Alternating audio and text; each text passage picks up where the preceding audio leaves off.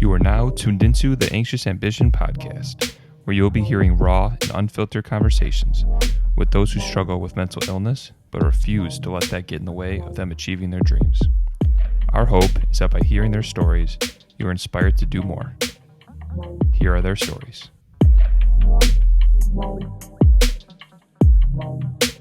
Anxious Ambition.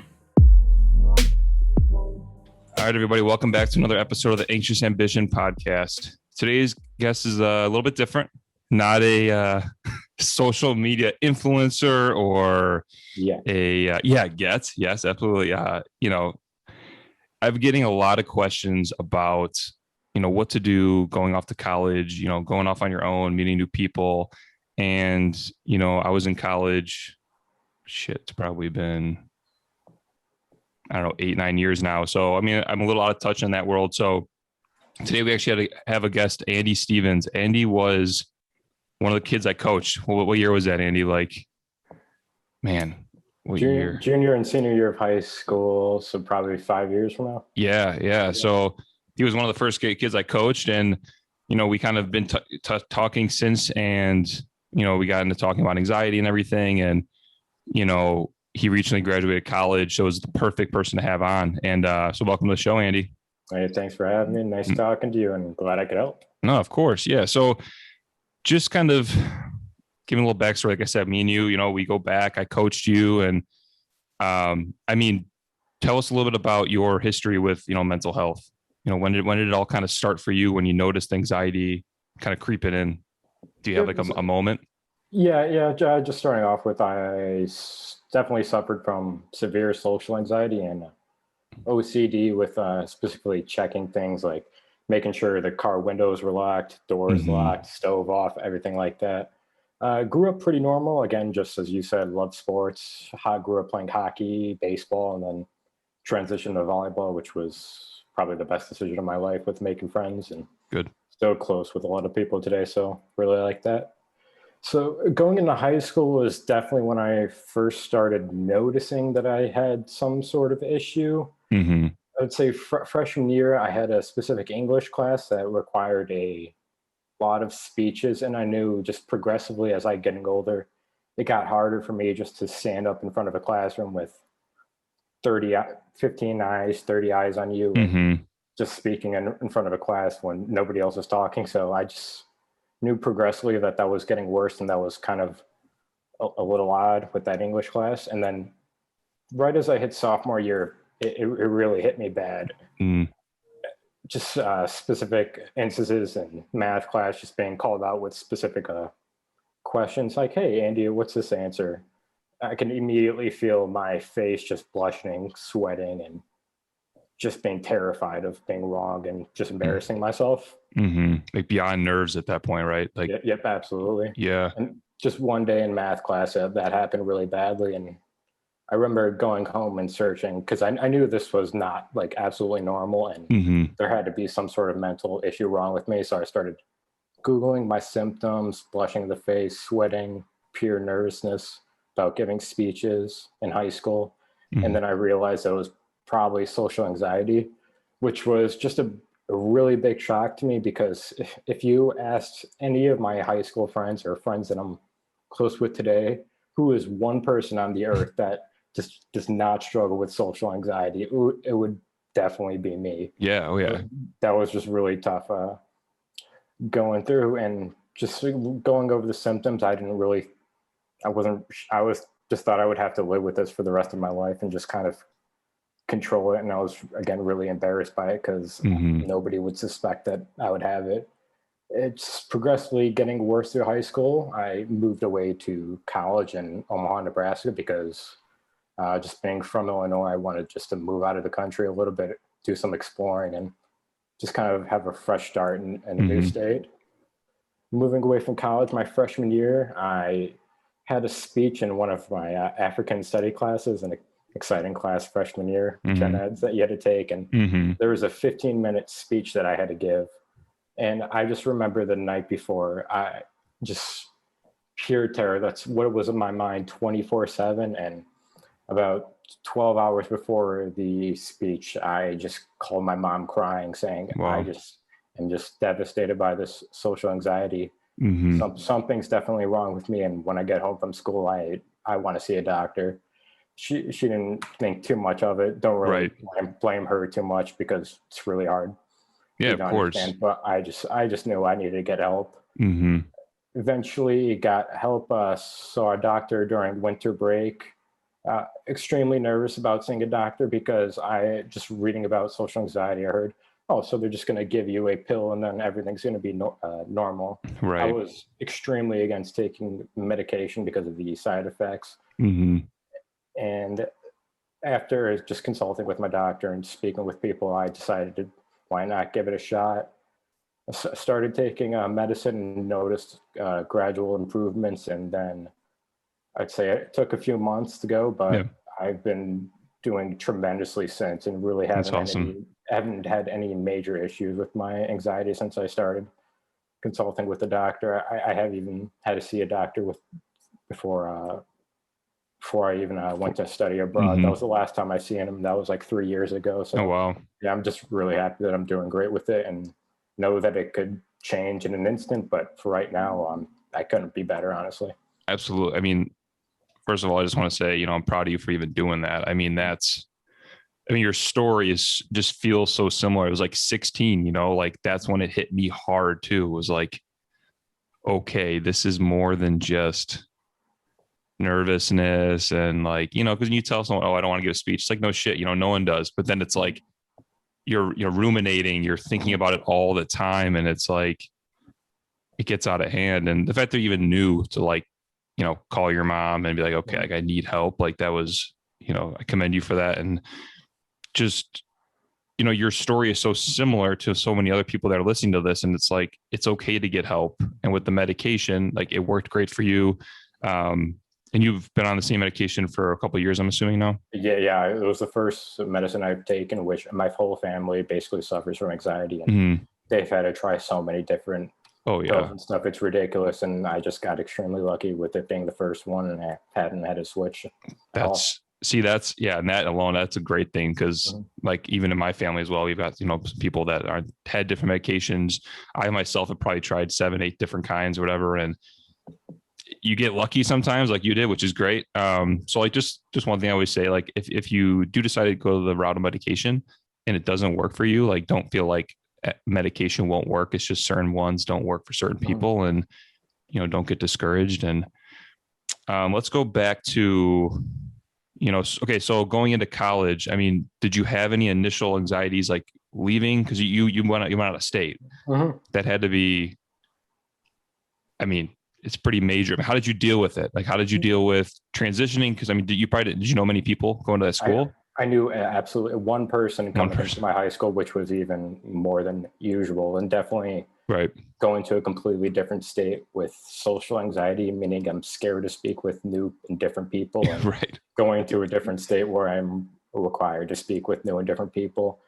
I knew it would be tough, but I still wanted to go through it. I didn't want the anxiety to stop me from kind of living my life. I knew it would have been extremely hard, and I just kind of had to, like, I don't want to say like suck it up and deal with it, but I knew it was going to be tough, and I just wanted to do it anyways. Yeah. Face it head on. Right. You attacked it. And like, I think one thing we talk about in here is like, anxiety is what it is. We're going to deal with it our whole lives, but if you let it completely control you, like if you were like, hey, I'm just going to stay home and never would have branched out, I mean, who knows where you would have been now? I mean, you may never would have had that moment of the speech or anything like that, where you might be not crippled, like not been able to do shit. And, I mean, when it comes to anxiety, I know like the medication has helped, but what other things have helped you? Like any practices, yoga, meditation, anything like that? Or? Yeah, mostly the medicine has been just tremendous for me. That's awesome. I have been doing a little bit of yoga. I definitely want to get into more of that. As you know, one of my volleyball coaches was really into yoga and made us do some of that during freshman and sophomore year. So I found that to be really helpful as well. But just reaching out first to get some help with a doctor was just an absolutely key step in there, because I think my doctor put it perfectly that right now I was just surviving, and I knew I just didn't want to just be living. I knew the person that I was and wanted to be. And I just didn't want anxiety to control that at all. Absolutely. I think that's one of the hardest part. I mean, anyone that deals with anxiety or even like any mental illness, right? Depression, things like that. Like the worst part is when you feel like you're not yourself anymore and you can't be yourself. Like you're just, like you said, you're just surviving, you know, and that gets old and it puts a huge weight on you. And when you can find some relief, it's incredible. And you can just finally live your life again. Yep. Going back to what I said earlier, if you asked any of my friends in high school who would be the last person to suffer with social anxiety, it would be me. Oh, for sure. Just being quiet and just kind of sitting there again, just being quiet. It's just totally not me. And I ended up getting sick of it. I couldn't be myself. And once I finally decided to get help, I mean, the sky's the limit for me, honestly, right now. That's awesome. And that gets, obviously we talk about ambitions on here. Do you have any goals right now? I mean, you just graduated, right? Or... Yep, I just graduated. I started working at a brokerage firm and brokerage training right now. So awesome. Basically just a lot of studying to get licenses. Sure. In the future, in a couple of years, I would like to see myself getting a master's degree abroad. Awesome. Hopefully, just so I don't have to spend even more money here. It'd be definitely cheaper to go abroad. And I'm extremely interested in international business. And after I studied abroad, which we will definitely talk about, I knew that was like my aha moment. That's what I knew I wanted to do for the rest of my life. That's awesome. Well, let's talk about that. So what was it your senior year, junior year? When did you decide to study abroad? Yes, during the second semester of my sophomore year, after I saw a doctor and was getting better, I remember I was sitting just listening to a lecture in accounting class. And then all of a sudden, I remember my brother saying that one of the things he regretted most about going to college was that he didn't have the opportunity to study abroad. And both my parents loved the idea of me going abroad. I had a friend from high school who was from Belgium, and he was a foreign exchange student in Belgium. So that's where I knew I wanted to study at, knowing that it would be the ultimate test to see whether the medicine was working, and it definitely worked out. Just looking back on it, definitely the happiest 3 or 4 months of my life. I was the only American at my entire university in a smaller town in Belgium, just being forced to communicate with people, just different people from literally across Europe and the rest of the world. I knew that if I did not ended up speaking with a doctor and taking the medication, that would just not have been remotely possible. I would have camped out of my room the whole time, not experiencing traveling and speaking with friends who I'm still friends with today. Yeah, it's incredible. And I know you keep bringing up the medication. I do want to say too, give yourself some credit too. You know what I mean? Even just taking medication or even taking that first step is, it's huge. And you still took these steps, right? But obviously it helped you, but it pushed you to do these things that are often extremely uncomfortable. You studied abroad by yourself, basically, it's fucking crazy that you did that, and you should, be proud of that. And obviously it's led to you where you are today. And so when you were studying abroad, what was your aha moment of okay, this is what I want to do for for a living?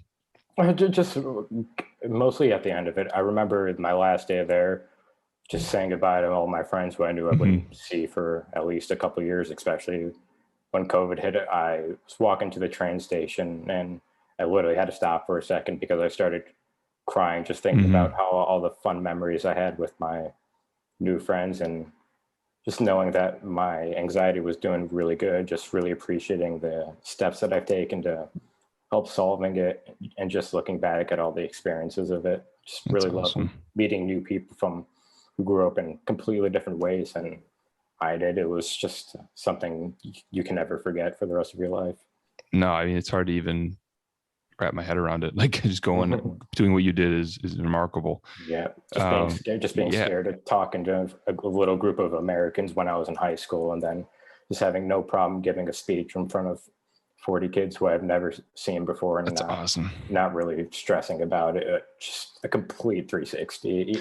Even my doctor was like, just the first time I saw you, and Now it's like you can't even explain the difference. It's impossible to explain. Wow. Yeah. I mean, it just, I hope all, this, you hearing Andy say this, like this, it should give you hope, a lot of the reasons why we, do the podcast and everything. It's like, just to give people hope, we're all, everyone listening more than likely is dealing with some sort of anxiety or knows someone that is, and maybe you don't know how to help them, but there are options, whether it's medication or, some natural approaches and things like that. But if you sit on your ass, you don't do anything. Like if you wouldn't have called your mom that day, or you wouldn't have taken that first step, nothing would have changed. Or it probably would have got worse and worse. And yep, it would have just been kind of surviving. And you probably would have fell into a deep depression. I mean, honestly, you probably would have fell into a pretty deep depression or anything. And it's just, I hope everyone, gets the help you need, and don't be afraid to do that. I mean, how did your mom react? Because I know your mom, and she seems like she deals with some anxiety, right? Oh, absolutely. Okay. She hasn't really seen a doctor at all, but if you ask anybody in my family, like she's definitely really big OCD, anxiety. She knew the person who I was, and that, again, I would be the last person to suffer from anxiety. So she didn't really understand it too well. She's like, "Oh, you're just afraid of public speaking." But I mean, I used to like tutor kids as well. I was getting sweating, blushing profusely, just even speaking with those kids. And I knew there's absolutely no reason for me to feel this nervous. My mom just assumed, again, it was just a public speaking thing, which is kind of understandable, considering it is literally the biggest fear that most people face in this country. Like literally people fear public speaking more than they fear dying. If you look at the believe it. It's insane. Yeah. I mean, it makes sense, but it's like you recognized, I think the same thing goes for like depression. I think of it. So like when people, they're sad about things that they're supposed to be, but then they realize they're sad about things, or maybe not sad, but they don't have the emotions about things that always make them happy. And similar to you, like, you're tutoring someone, and, you're doing that, it's typically not something that makes you nervous. And then, once your anxiety starts ramping up, it's every little thing, that overwhelming feeling that just creeps into your life. And it's just the anxiety. It took up so much time in my brain. Like just going back in a normal day, like so much of the time was just stressing about public speaking. I remember just signing up for classes in college. I would Google the professor and look at their syllabus just to find the classes where I'd have to talk in front of the class just the least amount. And then when I got later in college, like that didn't matter at all to me. So again, just a big jump. That's awesome. Yeah.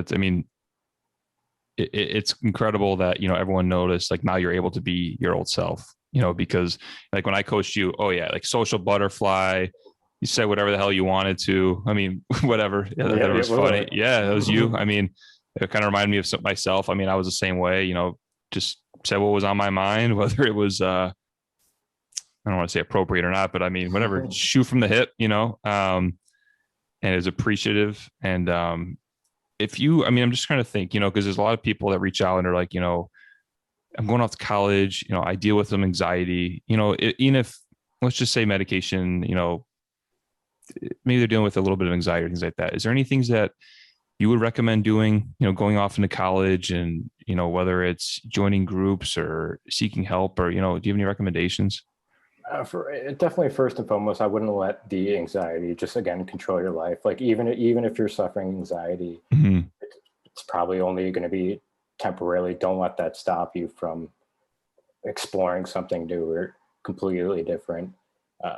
Breathing, again, that would really help. Doing some yoga and just being straight up honest with people. My doctor told me, like, hey, if you're like just not feeling up for it, you're feeling anxious, it's not a really big issue to just tell your friends, hey, I'm feeling a little anxious, which is completely normal in college. Because if you think about college right now, that's probably where the big group of people suffering from mental illness is from. So just don't let the anxiety control your life. And going back to what you said earlier about the hope, my anxiety was just absolutely terrible.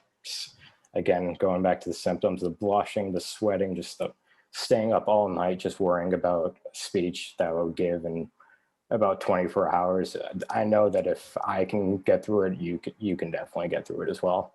That's awesome. Yeah. The talking about it thing hits home. I think the more we're open about it, I mean, the better, right? I mean, if you just like tell your friends like, hey, I deal with some anxiety and it is what it is. And, like you said, if you just tell someone you're anxious, you're like totally cool with it. Right. I mean, and if they're not, like, fuck them. They're not a good person. Yeah, exactly. It's like, or, maybe you got to educate them a little bit. Some people throw around the word, anxious and stuff, but it's like, no, this is serious. Like I do deal with some anxiety, and, it reminds me of me being in college and telling my friends like, hey, I'm really anxious. And it's like, well, what do you mean? Because like, people don't know, unless you educate them or they do research on their own. And, nowadays the stigma is kind of getting, it's getting lifted a little bit. So more and more people are educating themselves or, knowing about it. So I think it's getting a little easier, but I mean, the first thing, whenever I talk to someone that's going into college, just honestly tell your roommate, or if you trust your roommate, somebody's a random and you never know, but like finding people you trust and just being open about it, that mask that you have to wear is just lifted and you can be yourself. And that's, college to me is finding your true self, no more parents watching over you. You could do whatever you want. It could be good, bad, we all do dumb shit in college too, but like, it's college. You learn from it. Right. And you learn and you become who you want to be. And if you're someone that deals with anxiety, it doesn't mean it has to control your life. Like we talked about, I mean, you studied abroad, you did all these things, and I'm sure you even helped people. Like, did you ever really have any open conversations with anyone about anxiety? If there was one thing I struggled with just telling, that would probably definitely just reaching out to people. Like my mom was the first one after suffering for like 3 or 4 years. My mom was literally the first person I said that I was like, hey, I'm getting really anxious in some social situations. And then you were honestly the first person who I explained the full story to. I mean, I appreciate that. Just speaking with new people, it's not something that like it just pops off on my sure. Yeah, I'm being I suffer from anxiety, and they just be like, okay, what the fuck? Yeah. Right. Yeah, but it's definitely becoming better nowadays, where basically everybody is suffering from some different mental illness, and just like it's getting better.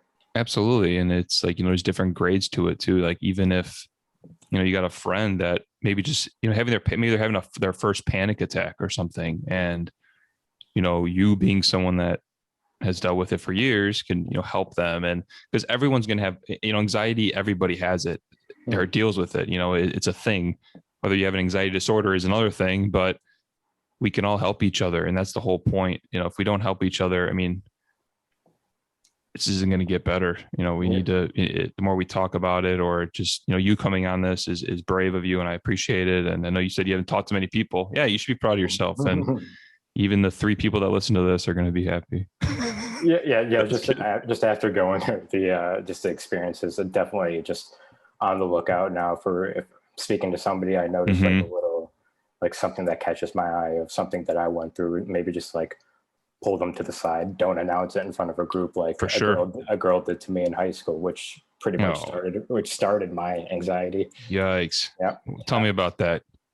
I remember it was just, this is such a weird story. I was just talking with one of my good friends in high school, and I just suddenly the song Sweet Child of Mine from Queen started playing in my head. So I was just singing that in my head. And then my teacher just randomly calls on me, Andy, why don't you sing for the rest of the class?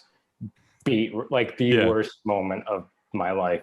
Beat red, sweating, everybody's eyes on me, laughing at me. Yeah. They're judging me. It was just absolutely terrible. And just, I think that's what really gave me the heads up that I'm experiencing something. I also remember sophomore year, just in a debate where I had my first and thank God only panic attack. I had a really good point to make in a debate, and a girl noticed me right next to me. I was like, hey, that's a really good idea. You should speak up. And my heart just started racing. I knew I was having a panic attack, and I just could not say a single word. And it was just terrible. And just going through what I've been, I definitely can sympathize with other people and just hopefully able to help them out even the slightest bit. That's why I'm happy to do the show. Oh, I appreciate it. Yeah, that's so you only had one like full blown panic attack. Yep. As Wow. as far as I can know, which is pretty impressive. Yeah, I think I'm pretty similar to that. Though. I don't really have full blown. I mean, I have obviously, but mine it's always like super heightened anxiety. That's like extent, it lasts a little bit, but never. And it doesn't usually like boil over.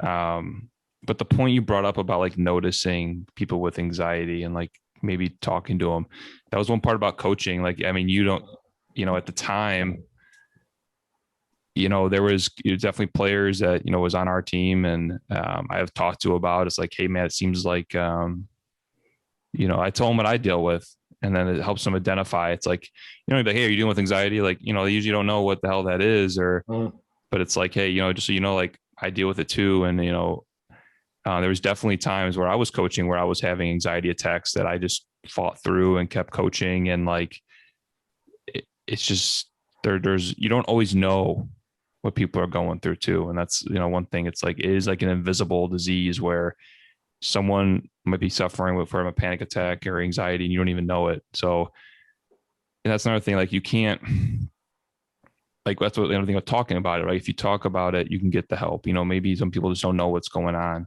whether it's your parents or loved ones. Like even you telling your mom, and I had a similar thing with my mom. It's like, I told her what's going on. And she's like, oh, it's just, you're probably distressed or, there's different things. Cause what I was anxious about was normal things. Right.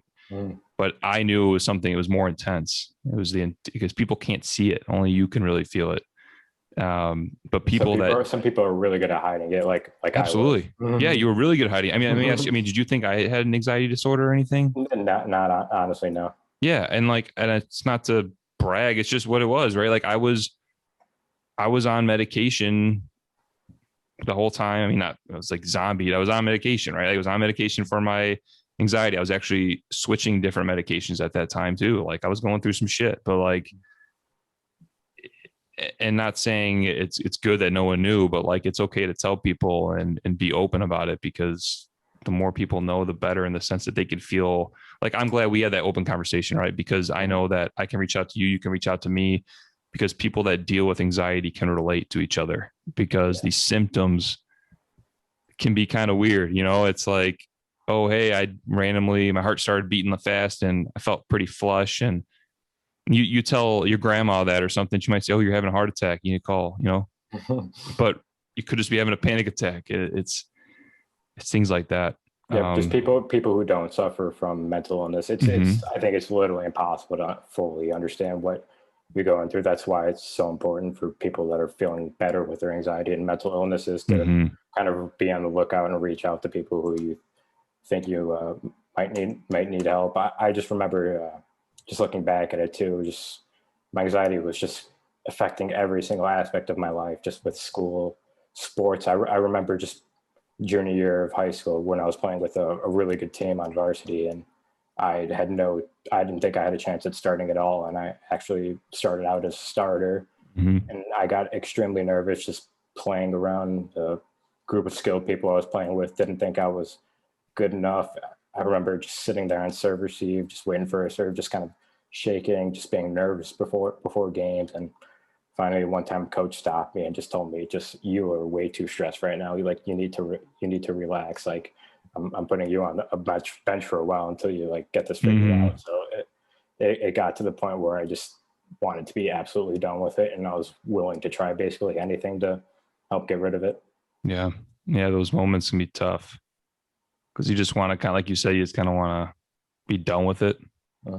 But when you're young, I mean, what, 16, 17 years old, like that, exactly. That's what we're trained to do. It's like, all right, let me just avoid this and find something else. Yeah, it's kind of hard to avoid like a normal conversation nowadays. Just be getting nervous about literally one-on-one conversation. That's what one of the big things that bother me, just having like a one-on-one with like an authority figure, like a professor, teacher, somebody like that, or just speaking into a large group of people, and just avoiding that is going into college is just not reasonable at all. And I knew that if I just wanted to really reach fullest potential, that I was going to have to get this solved and ASAP. Absolutely. So, I mean, just thinking back, I mean, that I think I know the answer, but like the biggest step for you to getting, to recovery, to be getting where you are now was definitely like, probably calling your mom Yeah, to getting that first step. Yep, I remember her. I was literally already crying on the phone, Mm-hmm. telling her I wanted to come home. I'm suffering from severe social distress. Just speak in front of people. It's not just being scared of public speaking. It's something more with it, and just definitely reaching out to somebody was the first step. Even if they didn't really fully like believe you or think something's happened, I got an appointment with a doctor, and then everything started to work out after that. And having a really good doctor was extremely useful too. Absolutely. Dr. Jeff was absolutely amazing. He was the first and only doctor I had with social mental illness. What was it, psychiatrist, or was it just like a general? It was a psychologist. Oh, perfect. That's another thing too. I would tell people it's like, that's definitely the move, which honestly, I don't think is everyone's first move. Like when I was your age, I just went to see my general doctor, and you're there for 5 minutes and he's like, okay, here's this pill, take it. It's like, okay, I guess. And to be honest, like I didn't really take it that religiously. I didn't really know what I was doing. It wasn't until I saw like a psychiatrist or a psychologist, whatever you want to see, someone that's trained in mental health, not just a general physician. That was a big step too, and smart, honestly. Just speaking to a doctor, that was the one thing I was worried about. There to pick, oh, here, take this pill. You'll live. I'm just like, I was pretty against medication. I've known some of my best friends have suffered from problems with being addicted to that kind of stuff, and I knew I just wanted to stay far away from it. And my doctor did a perfect job of explaining, like, hey, you're going to have this potential little side effect, but I mean, the results from it is going to be just way worth it. And it has. I don't have any side effects from my medication. That's awesome. And you lucked out. Yeah. My doctor is still really surprised about how well it worked, because the medicine that I first started taking, a lot of my different family members took it and it just did not work for them. Right. And he explained to me that when multiple family members are trying to go through or trying to like find a medication that works, normally it's the same thing because of the bloodline and genes, the same pill that works for them. So it was just a really interesting situation. And the medication absolutely helped, but a lot of it too was just me being just ready and willing to make the change, put myself in an uncomfortable situation. I remember the first time I knew that I was experiencing something different, I went online to find like little programs online that you could help with like breathing and like just having specific thoughts in your head online. And those programs did absolutely nothing for me. It reminds me of like a day trader making a YouTube video of like, hey, I just made 30K in a week. Right. Buy my set of videos and you can retire by the age of 30. Yep. Like those did absolutely nothing for me. I did the same shit. I like just pissed away $300. You take the course. I'm like, well, that did nothing to the chemicals in my brain. So, I mean, the one thing you bring up the medication, and I talked about it as well before, is it's, I don't want to say a crutch, but it kind of is, right? But it helps you do those things that are uncomfortable. Like, it's not like you had zero, these medications don't get rid of all fear or all stress, all anxiety. It just kind of helps calm you down a little bit and helps you face those fears a little bit better, right? So whether it's, I mean, I'm someone who's in sales and going up to people, even though these people know I'm coming to their home, I go to their house, I still feel that out, a little bit of nervousness, but it doesn't boil over, and it allows me to push myself outside of my comfort zone. And the more stuff you do that are uncomfortable, become comfortable doing it, and those things become easier and easier.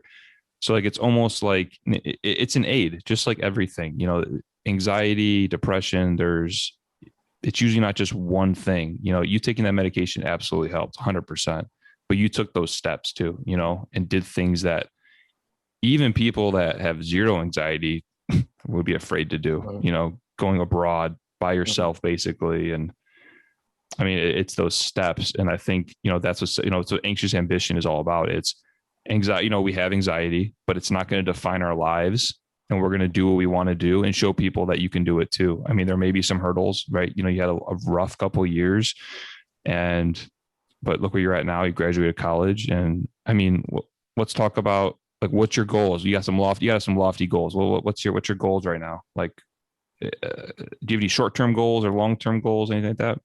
Short term, I'm actually taking a couple licenses tests in a couple weeks to be certified social securities and stuff like that. That's definitely short term. Again, Okay. as I said earlier, long term, just wanting to go out and spend some more time abroad and potentially even move out there. For me, it just seemed like it was just a completely different atmosphere there. Everybody just seemed extremely happy and just calm, and more like everybody just seemed like they were friendly. And not stressed out Americans. That's something that, you know, if I live there for the rest of my life, I know that the anxiety would not be a big of an issue. And going back on a point that you said earlier with the medication, like I still, even though I'm doing like extremely well with my anxiety, considering the circumstances, I still notice that like every now and then, like I'll like have to like speak in front of some people. I'll get like a little nervous. I'll feel myself blushing, and then like my first thought is not freak out. It's just like, what are you going to do about it? It's not a big deal, which is absolutely insane, because as you said earlier, everybody experiences anxiety. That's what fight or flight it's all about, except for me. It used to be just freak out. And now it's just acceptance. Right. Hey, I'm nervous, but here we go. Well, you know, like, let's just go with it. Before we kind of wrap things up, I mean, is there any advice, anything you'd like to tell people? I mean, going through anxiety, whether they're, you know, in high school, college, you know, I just get a lot of people that are like, you know, I just don't know what to do. You know, I don't know what to tell should I tell my parents? Should I get help? I mean, what would you recommend to people? God, I would just say, just try to reach out to a psychiatrist or somebody who specializes in mental illnesses ASAP, doing some research on yourself to know, like, hey, this kind of sets me off. Like a lot of other people are experiencing that. And again, just as we were just talking about, just accepting it. I mean, you were born going to have anxiety no matter what. There's nothing that you have done for you to deserve this, and just accepting that and realizing that, hey, many people have gotten over stuff like this, and that I can too. It means it's the biggest change in the world. Absolutely. Yeah, that's incredible. So let me ask you this. Are you going to start posting on social media? I lost my Instagram password, and I cannot get back, and I just can't get it. Figure that out. I don't really use Instagram anymore. The only social media I really use is Twitter and iFunny, if you consider iFunny social media. That's about it. I would say though, you know, Twitter and stuff, great place to just put your words out there. I think people would listen, and just explaining what you're going through sometimes and giving words of encouragement would help a lot of people. And that's definitely a good idea. I when I even have social media, I literally just use it to check what other people are doing and saying. I really don't care if people know what I'm doing, but that's definitely something I could see myself doing. Speaking of social media, I mean, you're kind of in that age of where social media is kind of runs, like, I don't want to say your guys' lives, but you know, kind of is. I mean, did you notice that? Like, do you notice that social media it attributes to people's anxiety at all? Like maybe friends or anything? Like, have you noticed anything like that? Yeah, definitely know what you mean by the social anxiety. Just allowing for you to text each other through a phone, and it was kind of nice for me having social media and just being able to text people and not having to have that one-on-one conversation when you're dead scared of having those conversations. Right. That helped a lot. But I mean, it's also terrible that people nowadays just don't have like the greatest conversational skills, and that's literally solely due to social media. It's kind of a blessing and a curse, right? Yeah. So if you're kind of obsessed with that, I'd say kind of stray away from it a little bit. Yeah. And one thing, I mean, like one thing I do is turn off all your notifications. You know, it helps, because I think people with social media, I think with people your age, it's like, I mean, even me, like I'm on social media too. And it's like, as soon as you get that notification, it's like, you know, you get a little anxiety. It's like, okay, I need to see what that is. I need to do this. You feel like someone's waiting for you to reply, which they probably aren't, you know, but turning off all those notifications has helped me a lot. So yeah, it's nice also having a job where you can when you're done with the day, I can just put my phone away and I don't have to bother about work till the next day. So that definitely helps a lot. That's nice too. That is nice. That is nice. I don't think it's the same for you. No, bastards always. I mean, whatever. Being in sales, your phone. I mean, whatever. Some people don't respect boundaries, but I don't have to. I don't have to reply. Let them know, hey, 9 o'clock to call me is not a good idea. So, before we get out of here, I mean, where can people find you though? I mean, if people like Twitter or anywhere, I mean, if people wanted to check you out, where would they find you at? Yeah, well, now I'm actually going to have to make a new Instagram. Yeah, your new Instagram. So, what's your Twitter? I'll definitely. I don't use Twitter. I don't post on Twitter. All right. I just check the news on Twitter. That's cool. There's just funny stuff on Twitter. I will make an Instagram. I could shoot out my email too if anybody's experiencing anything, questions about college, just nervousness. I'll definitely hit you up and just share my experiences and help literally in any way I can. That's one thing I love about, again, just going through the anxiety process, just being able to help other people. Absolutely. Because it's such a hindrance on people. And just helping people get rid of it. It's life-changing. Absolutely. That's the only way to explain it. 100%. And I think too, it helps your anxiety too. Like helping other people feels good. It just does.